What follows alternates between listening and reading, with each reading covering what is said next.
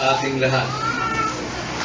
Ito po ang unang Huwebes ng bagong taon 2014. At isa pong biyaya, benepisyo sa atin na sa unang araw ng Huwebes ay makakapakinig tayo ng salita ng Diyos.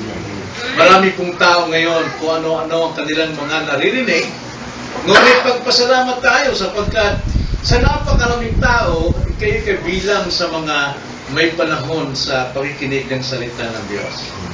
Alam natin na halos lahat ng tao ngayon nais magbago. Dahil bagong taon, kailangan daw magbago. Well, kailangan talaga magbago. Pero alam natin na marami nang gustong magbago pero hindi matuloy-tuloy. Bakit po? Sapagkat ang pagbabagong ginagawa ng tao ay tinatawag na pagbabagong moral, pagbabagong asal, pagbabago ng ugali. Pero ang totoong pagbabagong mananatili at kasabay na mababago ang moral ay ang pagbabago po ng ating kaluluwa. Ito po ay gawa ng Diyos at tanging Diyos lamang ang makakagawa ng pagbabagong ito. Kaya ang mga taong may binagong puso ay magagawa nilang magbago ng kanilang buhay. Gaya sinabi ni Brother Rudolph kanina, na hindi po tayo nagkaroon ng bagong taon para magkaroon ng bagong panimula. Sa mga totoong Kristiyano, ito po hindi po pagkakaroon ng pagbabago o pagkaroon ng bago, kundi pagpapatuloy, paglago.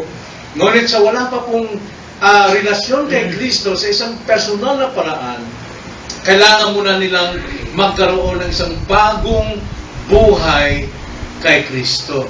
At ang pagiging bagong buhay kay Kristo, hindi po ito pagsisikap ng tao.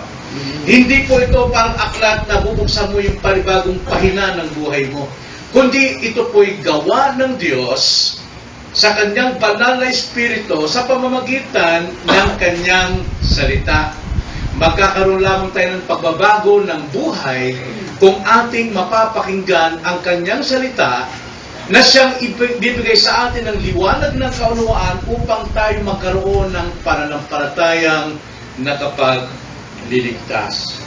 Ngayong gabi, nais ko pong aakayin kayo sa isang aklat ng banal na kasulatan na kung saan mayroon pong panghihikayat dito ang isang writer o isang apostol sa mga Kristiyano na dapat silang magpatuloy sa kanilang pagbabago. At para naman doon sa wala pang relasyon kay Kristo, ito rin pong paraan upang magkaroon tayo ng bagong buhay kay Kristo. Nang sa ganon, magagawa po nating baguhin ang ating sarili.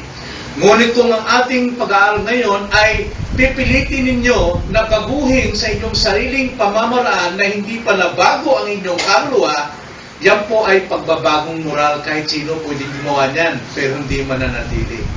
Kaya kung kayo po ay first time ninyong makapakinig ng ganitong aral, tignan po ninyo kung anong sinasabi ng Diyos sa inyong puso, paniwalaan nyo ito at siya ang magbabago ng inyong mga kaluluwa. Kung tawagin yan, pagbabago ng buhay na totoo, batay sa kanyang salita. Buksan natin ang ating mga Biblia sa unang Pedro, Kabanatang 4.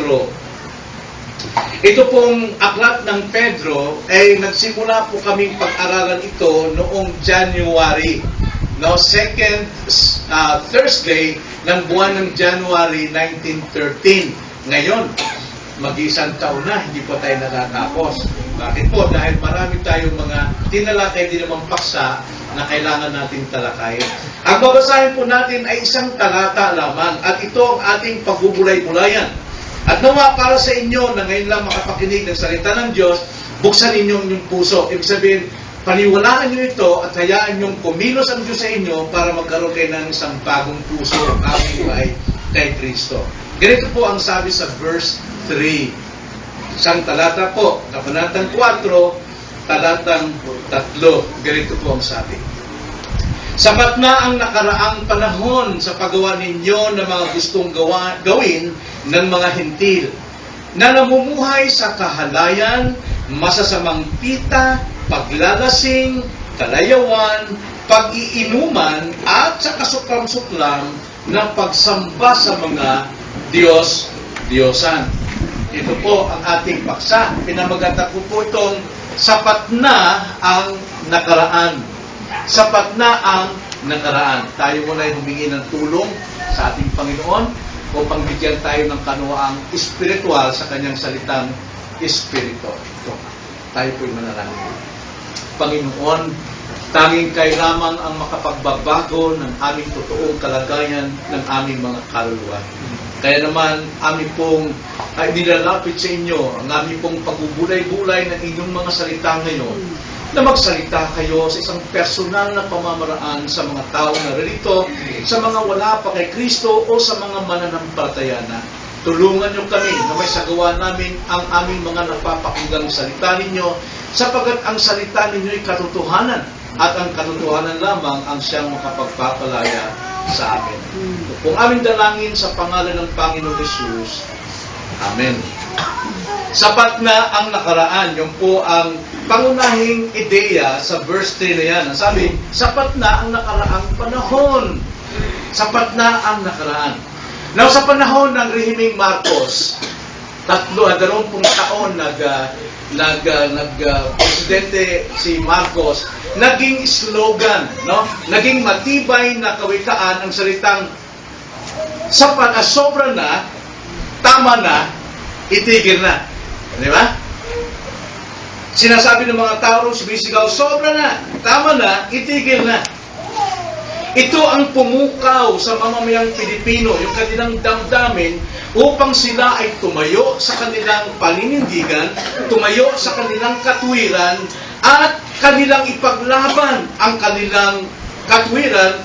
Kaya nagkaroon ng digmaan halos, no? People's power.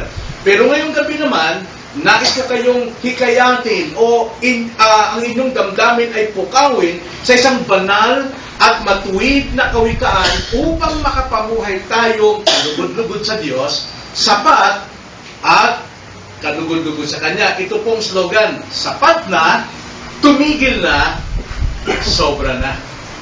Ito po ang ating tatalakayin. Sapat na, tumigil na, sobra na. Yung sapat na, mayroon po itong tatlong kahulugan. Una, sapat na. Ikalawa, tumigil na. Ikatlo, sobra na. So, isa-isahin natin ang kahulugan nito ayon sa konteksto o nilalaman ng talata. Una, sapat na. Ano po ibig sabihin ng sapat na? Now, ang background dito, Kristiyano ang pinagsabihan dito. No? Sapat na raw yung lumang buhay. Nakaraang taon, marami tayong kamalian, marami tayong ginagawang kabulastugan, marami tayong mga kasinungalingan, marami tayong kayabangan, marami tayong kaaway sa ating paligid, sa ating kamag-anak, sa ating kapitbahay. Kaya sinasabi ng kapitbahay, naku, maganda ang ano mo ngayon, maganda ngayon ang kondisyon mo, humahusay kang kausapin. Bakit nasabi yun? Dahil masama ka ng mga nakaraan. Sapat na yon. Bilang Kristiyano, dapat huwag na tayo magpatuloy doon dahil baka umapaw, lumabis, makita na ikaw ay hindi namumuhay sa iyong pananampalataya. Now, saan po tayo dapat maging sapat na? Ang sabi, nakaraang panahon sa paggawa ninyo ng gustong gawin ng mga hintil. Saan daw? Sa paggawa sa mga nakaraang pamumuhay saan? Sa laman. Ang hintil ay namumuhay sa laman. Ang sabi dyan, namumuhay sa kahalayan. Now, isa-isahin natin ito. Now, ano yung pamumuhay ng hintil o ng laman? Now, bumaling tayo sa ibang bahagi ng kasulatan upang ipaliwanag sa atin kung ano yung sabihin nito. Hindi ako ang magbibigay ng sarili kong interpretasyon o haka-haka. Dahil kapag ako ang nagbigay, marami tayong interpretasyon Magkaiba-iba tayo. Hayaan natin ang Biblia mismo ang magbibigay ng interpretasyon sa kanyang sarili para isa lang ang interpretation.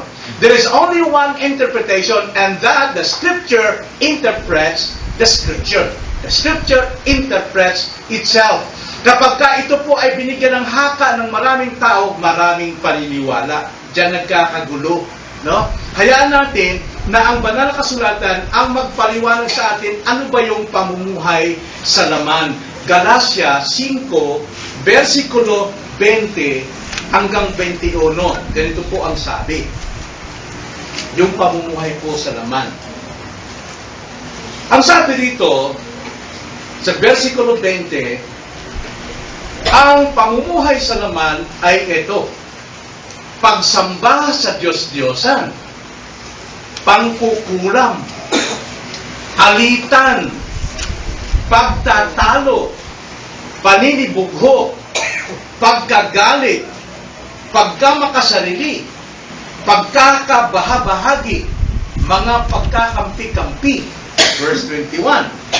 Pagkainggit, paglalasing, kalayawan, at ang mga katulad nito, sabi nito ni Pablo, binabalaan ko kayo kung kayo'y Kristiyano. Sabi ni Pablo nito, binabalaan ko kayo gaya ng aking pagbabala nung una sa inyo na ang mga gumagawa ng gayong mga bagay ay hindi magmamana ng kaharian ng Diyos.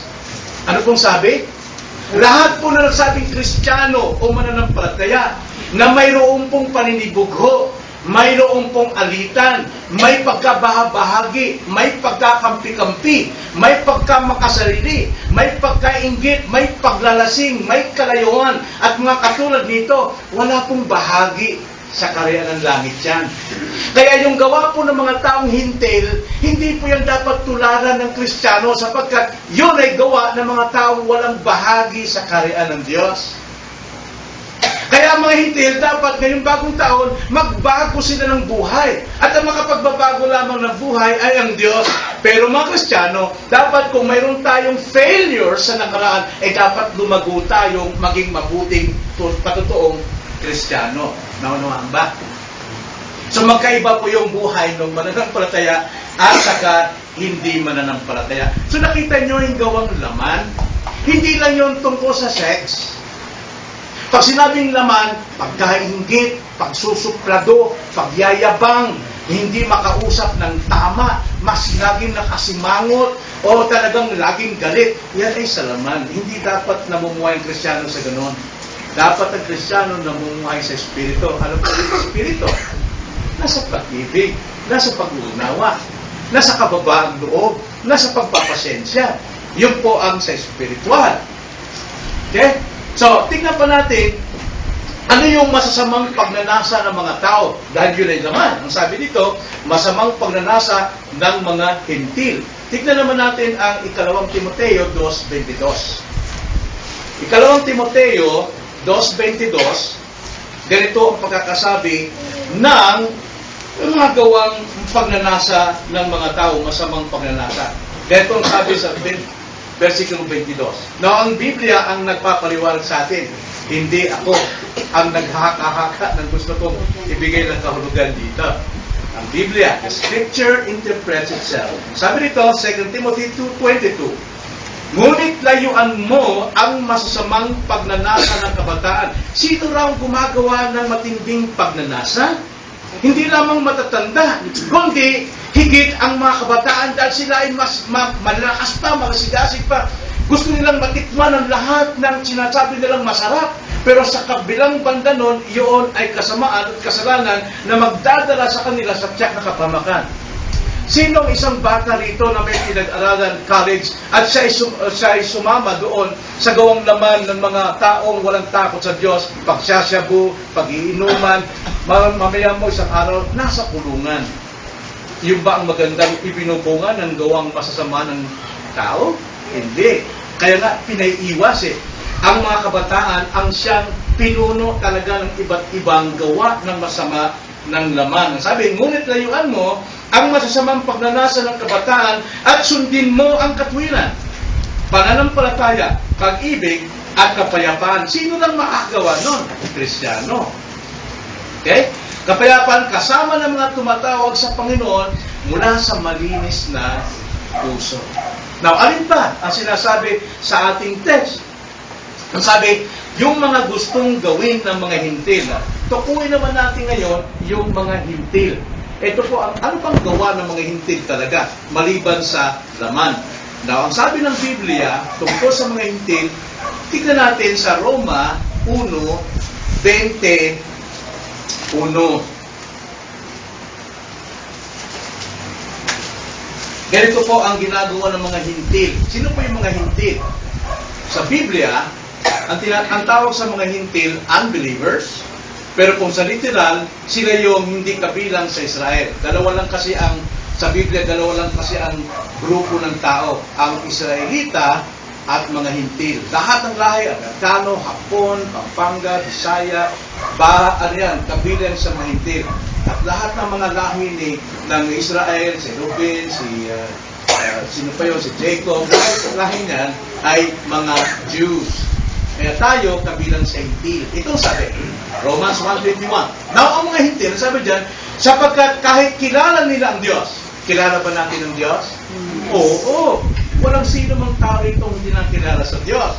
Ang sabi nito, sapagkat kahit kilala nila ang Diyos, siya ay hindi nila niluluwalhati bilang Diyos. Ni pinasasalamatan man, kundi naging walang kabuluhan sa kanilang mga pangatwiran at ang mga puso nilang walang katuturan ay nagdilim. Sabi natin ang verse 22, sa pag-aangking marunong, sila ay nagiging mga hangal. Gagaling tayo marami tayong alam Alam ko na yan, ay relihiyon na, alam ko na, kilala ko ng Diyos, isa lang naman Diyos, pare-pareho lang tayo dyan, isa lang naman dyan kung kasalanan natin. Yun ang nagmamagaling ng mga hintil, di ba? O galit ko yun ang araw Pero nung malaman ko, makinig ako sa banal na kasulatan, hindi pala. Iba pala yung Diyos ng mga hintil at iba yung Diyos na tinuturo ng Diyos sa kanyang salita. Magkaiba pala. Ang totoong Diyos na sinasabi sa Biblia, ito yung nakapagliligtas at nagbibigay ng bagong buhay. Yung pong Diyos na sinasabi ng mga hintil, ito yung mga Diyos nito na masyadong spoiled, pinababayaan ng kanyang mga naninimpalataya doon sa Diyos-Diyosan, sa pagsamba sa mga alak, sa babae, pangangawag niya, lahat ng klase ng kasamaan, pinapayagan ng Diyos nila. Dahil kung totoong Diyos yun, dapat wala na sanang kriminal Wala sanang rapist. Bagamat kilala nilang Diyos, hindi nila pinasasalamatan ang totoong Diyos. Yan po yung gawa ng mga hintil. So, ano pong tingin natin sa sarili natin? Marahil wala tayong Diyos-Diyosan. Pero kung kayo naglalasing, kayo nag-iinom, sabi naman, ang pinagbawal naman paglalasing Pero hindi, sabi sa ating text, maging pag-iinuman Konti ba niya marami? Hindi po pwede yan. Bakit kung Kristiyano ka, ba't ka umiinom? Yan ay gawa ng mga hintil. Kaya hindi dapat mangyari ang bagay niya. So, ano pa? Tignan natin, mga kapatid. Kaya ang sabi, sapat na yan.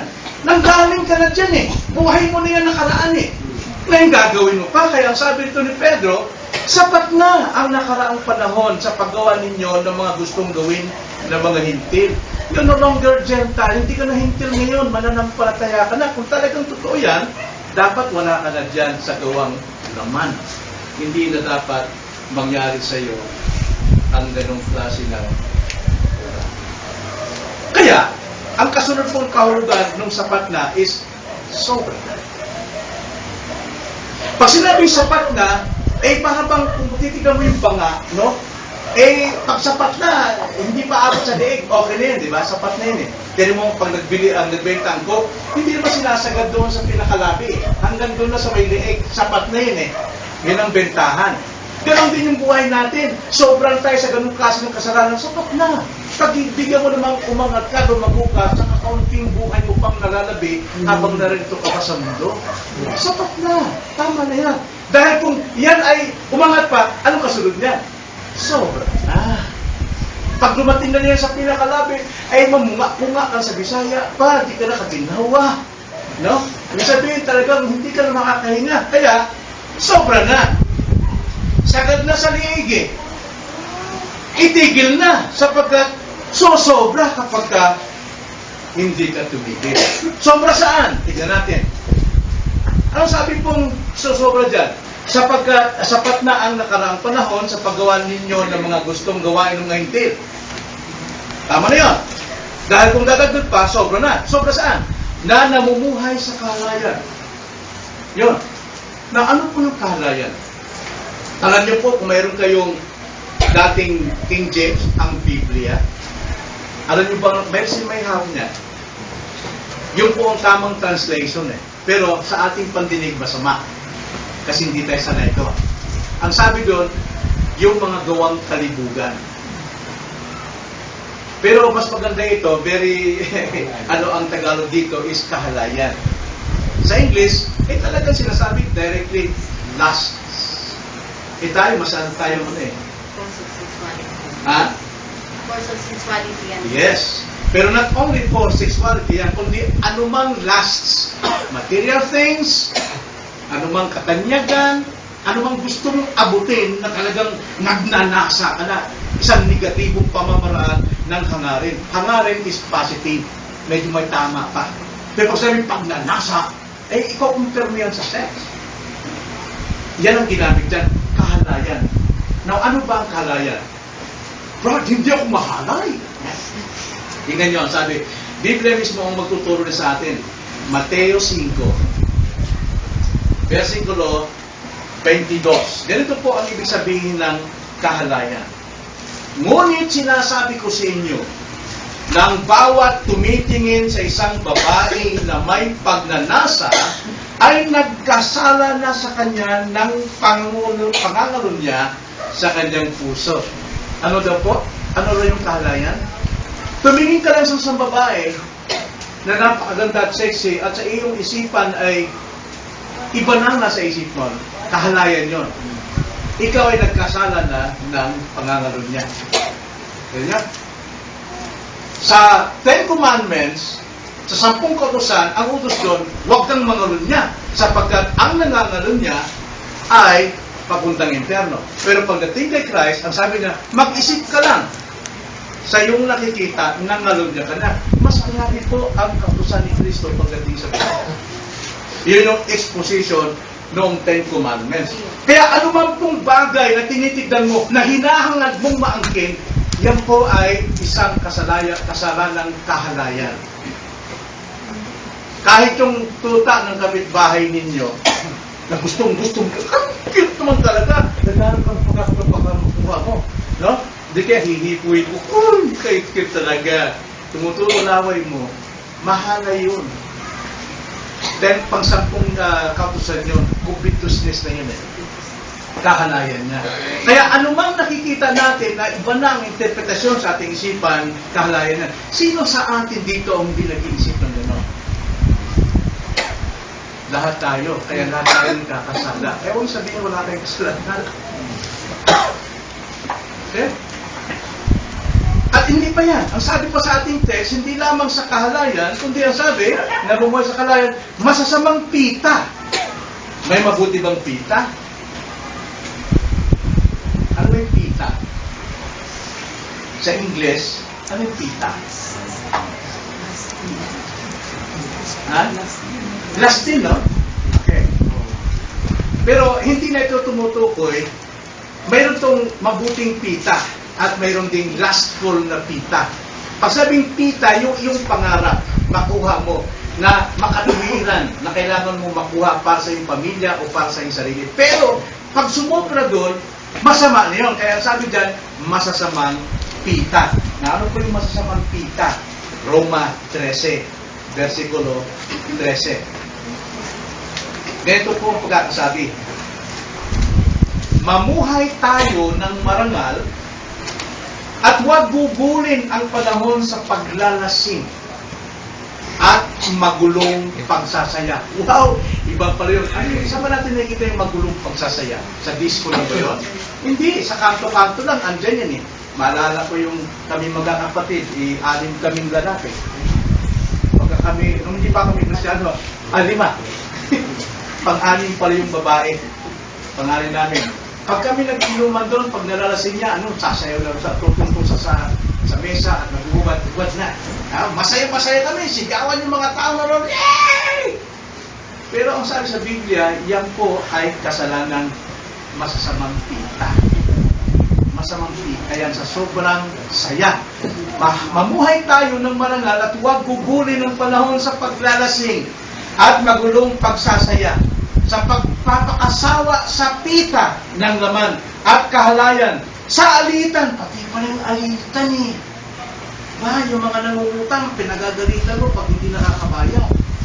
Eh, masama pala yan. Hindi gawain ng Kristiyano yan. Dapat hindi makita yan sa isang nasabing Kristiyano. Inggitan! Ako, si Maring ganito. Eh, 32 inches yung TV niya. LCD. Ay, alam mo kung sino. Kaya kong bilhin yan. Yung 164 inches. Masama pala yun. Masamang tita pala yun. Ito ay ang mga bisyo. Ano bang bisyo? Halimbawa, maglalaro kang basketball, hindi ka pa nakukontento sa isang laro. Gusto mo maghapong maglaro. Di ba? May mga pustahan din yan. Hindi ka nakontento sa pustahan. Gusto mo malakihan pa. Ito ay masamang bisyo, masamang tita. Masasamang tita. Hindi matatahimik ang loob mo, parang nagnanak na hindi mo nagawa yung pita. Yung bisyo. So, bisyo ay masama po. Ayon dito. At yan ay tuwirang ipinag-uutos sa mga Kristiyano. Ano pa? Ang sabi dyan, sa ating text, hindi lamang sa masasamang pita, kundi paglalasing. Hindi naman lasing, pre. Kaya nung ako. 3 gin na naman ako eh. Ayaw lasing. Sige, makakadate. Oh, kaya ko yun. Oh, kita mo. Kaya, sanay ako dyan, alam ko yan. Kahit na isang sako na tabing gin, 4 kantos, hindi ako lasing. Nakainom lang. Kasi nga lang yan ang mga lasing eh. Yeah? Nakainom lang. Pero totoong kalahati na lang yung baga eh. Kaya nga din niya diretso magsalita at hindi na diretso mag-isip. Dahil wala na paglalasing. Yan ay kasama, yan ay mga pamumuhay na kasuklam-suklam. Paglalasing, kalayawan, pag-inuman, at sa kasuklam-suklam na pagsamba sa mga Diyos-Diyosan. Now, tingnan nyo rito.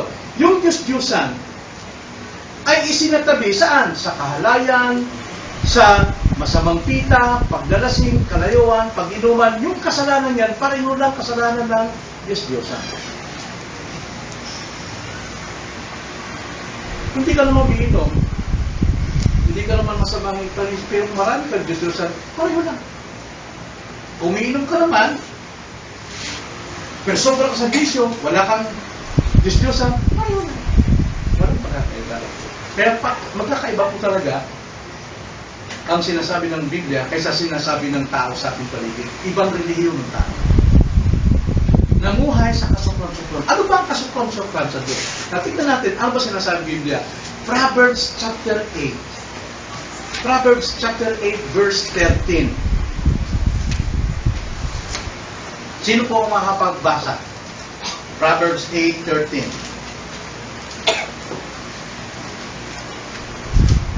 Ang takot sa Panginoon ay pagkamuhi sa kasamaan. Ang kapalaluan, kahabulbugan, landas ng kasamaan. At ang masamang pananalita ay aking kinasusuklaman. Okay. Ito yung kinasuklaman ng Diyos eh. Ano rin kinasuklaman niya? Lahat ng kalikuan, lahat ng kayabangan, baluktot na pananalita, hindi nagsasabi ng totoo. O di kaya yung totoo, tinutwist, binabaluktot, kinamumuhian ng Diyos yan. Yung kayabangan. Yan po yung pamumuhay na kasuklam-suklam. Namumuhay sa pride, hindi magpaturo, pinipilit yung sarili gawin. Kaya nagsisinungaling dahil sa inggit, yan ay kasuklam-suklam. Kasuklam-suklam. At ano pa yung sinabi dyan, pamuli? Pagsamba sa mga Diyos-Diyosan. Now, tignan natin, ano ibig sabihin ng Biblia ng pamumuhay sa Diyos-Diyosan? Kung tayo, tatanungin, alam ko mayroon kayong kahulugan dyan. Pero, medyo one-sided tayo. May pinapanigan tayo. Kaya natin ang Biblia magsalita, ano po yung pamumuhay sa Diyos-Diyosa. Colosas 3:5. Colosas 3:5. Ganito po ang sabi. Na ang kausap dito ni Pablo, mga Kristiyano na ito. Ang sabi niya, kaya dapat na mawala sa inyo ang mga pitang makalaman. Biro mo, ano yung pitang makalaman kanina? Nabanggit kanina, dami. Pangangalon niya. Ano na yung pangangalon niya? Sa English is adultery. Sa iba namang bahagi, fornication. Ano yung isa fornication sa pakikiyapit? Pangangalon niya, ang ibig sabihin, yung may tao may asawa na sumapato sa may asawa. Pangangalon niya. Pakikiyapit, binata o dalaga pumapatol sa kapwa binata, dalaga o di kaya sa may asawa, yan ay pakikiyapit. Parehong kasalanan. Kaya ang dalawa nagsasama na hindi kasal, namumuhay sila sa pakikiyapit. Hindi sila namumuhay ayon sa kalooban ng Diyos. At ang pamumuhay na hindi ayon sa kalooban ng Diyos, kasuklam-suklam at kasalanan. Kaya sabi sa Colossus 3:5, kaya dapat nang mawala sa inyo ang mga pitang makalaman, pangangalon niya, kahalayan, mahalay na simbuyo ng damdamin, masasamang nasa at ang pag-iimbot. Sabi diyan, ano yung pag-iimbot? Kasakiman. Na isang uri ng pagsamba sa Diyos-Diyosa. Ang alam natin sa ribulto lang yung Diyos-Diyosa. Pero ang number one talagang Diyos-Diyosa sa atin ang ating sarili. Ito yung pinakamalaki nating idol. Dahil ang idol, makalaman, sarili, mahalay, mayabang, mapag-imbot, nasa masamang pagnanasa. Kaya sumasamba tayo sa Diyos-Diyosa, sa ating sarili. Yun ang sinasabi ng Biblia. Pero kung tayo magbibigay ng interpretasyon doon sa Diyos-Diyosan, talagang iiwas natin sarili natin. Pero sa pag-iwas natin sa ating sarili, lalo natin dinidipinsahan yung napakalaki nating ribulto. Sino yun? Ang sarili. Eh napakaganda po na malaman natin ang salita ng Diyos dahil dati hindi natin narinig ito. Pero ngayon nakakapakinig tayo, unang Huwebes ng 2014, yun pala ibig sabihin mo. Tumanda na ako, hindi ko narinig yan. Iba yung napaniwalaan namin sa simbahan. Sa simbahan. Pero ano yung pinapaniwalaan sa Biblia? Sa Biblia tayo tumusto. So, hindi pala kailangan mawalan ka ng ribulto. Kung ikaw naman ay sakim, kung ikaw naman ay makalaman, mahalay, mainggitin, mainitang ulo, sumasamba ka rin sa Diyos-Diyosan. At ang Diyos-Diyosan na yun ay ikaw. Sa iyong sarili. So, ano po ang sabi? Sobra na yan. Tumigil na. Itigil na. So, nakita natin yung slogan doon sa panahon ni Marcos, sobra na, tama na, itigil na. Ito rin sa mga Kristiyano, para tayo ay tumawid ngayon sa bagong taon, tama na, sobra na. Sapat na. So, ano pong aral makuha natin? Una, ngayon, Kristiyano ka na. Sa mga Kristiyano po ito. Malinaw na ating nabibigyan ng pagkakaiba ang buhay noon at buhay natin ngayon, nagsisimula. Agos na ngayon eh. Maring kahapon, nang-snap ka na naman. Maring kahapon, hindi mo na malayan, nagmura ka na naman. O tumikim ka na naman ng alak. O naghangad ka na naman ng basketball o bisyo. Sakit na. Tumikim na. Sobra na. Hindi dapat yan. At sa mga tao naman, mabisita natin, na wala pang kamalayan tungkol sa relasyon sa Diyos. Hindi ko minamaliit, hindi ko kayo minamaliit, kundi dati kami nagmula dyan. Ako marami kong alam tungkol sa Diyos. Pero nung ako'y nakinig ng salita ng Diyos, nakita ko yung aking kaalaman pala basura lang at walang kaunayan sa aking kaluluwa. Kaya mas hangarin ito katotohanan ng salita ng Diyos. Kaya para sa atin,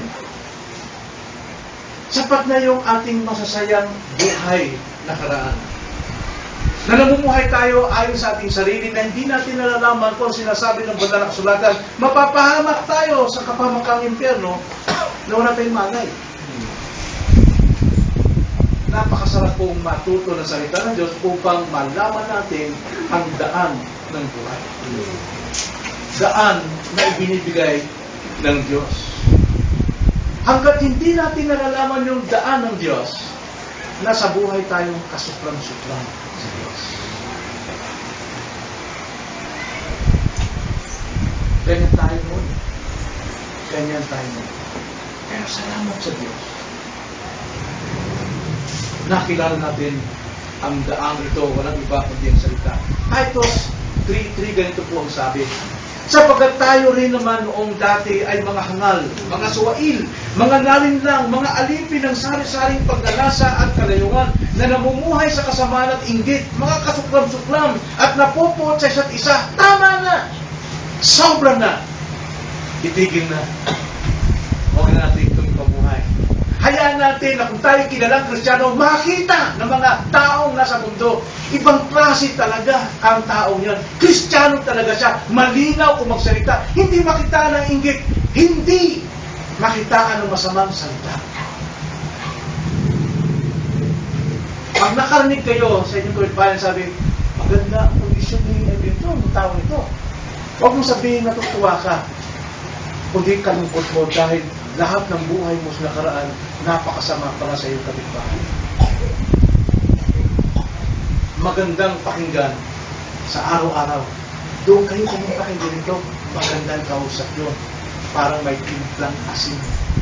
Nakakasati. Kung kausapin. Na bakit pa natin kailangan balikan? Hindi natin noon. Kaya nga sinasabi sa akin, mayroon tayong kalayaan. Bilang Kristiyano, pwede tayong gawin itong bagay ito. Yun ang gusto mo. Diyan ako, halos nabupulog ako sa kalsada, tinitirikan ng mga kandila ng nanay ko sa tabi ng kanal. Ang katawan ko nasa kanal, ulo nakalabas sa kamay ko nasa kalsada. Tinitirikan ako ng asawa ko ng kandila. Bakit babalik doon? Bakit ako babalik doon? Tama na. Sobrang na. Kaya sa mga kabataan, huwag nyo nang hanapin yung karanasan nyo. Tiyak, maliligaw kayo pag sinubukan nyo ng shabu, pag sinubukan nyo ang marijuana, pag sinubukan nyo ang alak, tatlo lang pupuntahan nyo hospital. Ano pa? Pinangguan, cemetery. Lahat tayo pupunta sa cemetery, parang mas maganda bang magkaroon tayo ng totoong bagong buhay kay Kristo bago tayo mamatay at mapunta sa cemetery. Sapat na ang buhay natin na walang Kristo. Ilang taon na tayo ngayon? Ako 63 years na.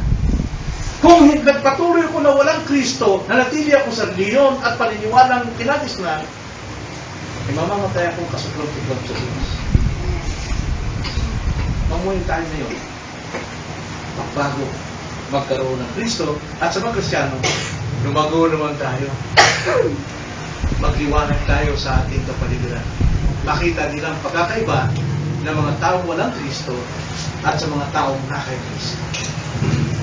Tayo manalangin. Panginoon, salamat po sa inyong mga salita. Tunay, Lord, na lahat po ng bagay na alam namin hindi dapat sa inyo ay dapat namin tigilan ito. Sapagkat sobra na. Tama na. Sapat na po ang aming karanasan na nagdusa kami, na lumumuhay kami na wala sa biyaya. Sapat na po ang iyong din pong biyaya na kami inising ninyo at iniligtas nyo na mabuhay kami sa kalagayan. Nawa pagpalain po ninyo ang mga salitang ito na napakinggan ng inyong mga tao ngayong gabi. Alam namin na wala pong aksidente ang aming pagkakaparito sapagat ito ang kalooban ninyo na mapakinggan ang mga salita ninyo. Kaya salamat po, Lord, magbunga nawa ang salita ninyo sa puso ng bawat taong ngayon. Jesus name. Amen.